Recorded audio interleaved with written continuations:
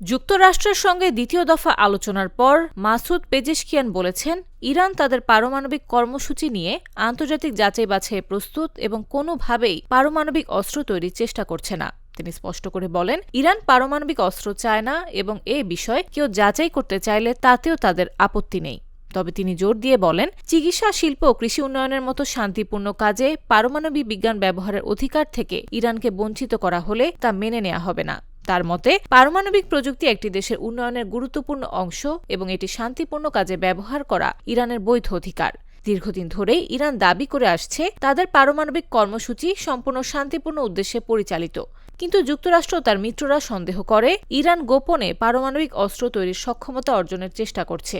এদিকে ইরানের সর্বোচ্চ জাতীয় নিরাপত্তা পরিষদের সচিব আলী লারিজানি বলেছেন, তেহরান যুদ্ধ চায় না, তবে ন্যায্য আলোচনার পাশাপাশি নিজেদের প্রতিরোধ ক্ষমতা জোরদার করছে।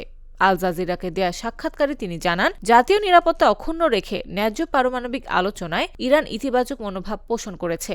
মাস্কাটে অনুষ্ঠিত সাম্প্রতিক পরোক্ষ আলোচনার বিষয়ে তিনি বলেন, যুক্তরাষ্ট্রের দাবির কোনো লিখিত জবাব দেয়া হয়নি, বরং এটি ছিল মতবিনিময়ের একটি প্রক্রিয়া যা এখনো চলমান।